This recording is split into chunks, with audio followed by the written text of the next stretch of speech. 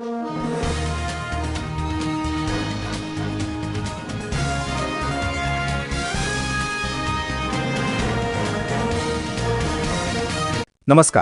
आपण पाहत आहात आयुर्विन टाइम्स. सांगली जिल्हा परिषद सत्ता समीकरणात अजित पवार राष्ट्रवादीची भूमिका निर्णायक ठरत असून गटनेतेपदी कोणाची निवड होणार याकडे सर्वांचे लक्ष लागले आहे. चला पाहूया सविस्तर बातमी.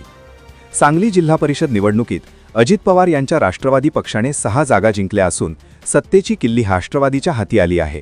त्यामुळे गटनेतेपदी कोणाची निवड होणार यावर सत्तेचे समीकरण ठरणार आहे. सध्या शिराळ्याच्या राजेश्वरी नाईक आणि एरंडोलीच्या स्नेहल मोरे यांच्या नावाची जोरदार चर्चा सुरू आहे. या दोघांपैकी एकाची गटनेतेपदी निवड होण्याची शक्यता व्यक्त केली जात आहे.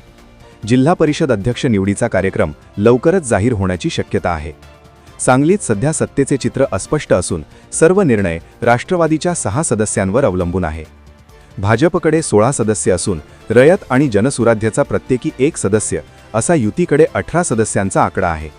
जर शिंदे गटाची शिवसेना आणि राष्ट्रवादी युतीसोबत गेली तर अध्यक्षपद मिळू शकते. दुसरीकडे महाविकास आघाडीकडे 30 सदस्यांचा पाठिंबा असून राष्ट्रवादीच्या 6 सदस्यांसह सत्ता स्थापन करण्याचा प्रयत्न सुरू आहे. गटनेत्याने काढलेल्या व्हीपमुळे सदस्यांवर बंधन येऊ शकते.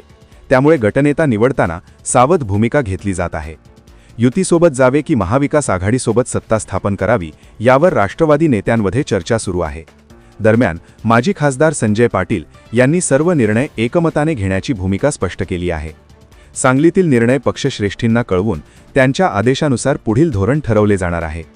एकूणच सांगली जिल्हा परिषद सत्तेचा तिढा अजून सुटलेला नसून राष्ट्रवादीच्या गटनेत्याची निवड निर्णायक ठरणार आहे. अशाच ताज्या बातम्यांसाठी चॅनलला सबस्क्राईब करा, व्हिडिओला लाईक करा आणि शेअर करा.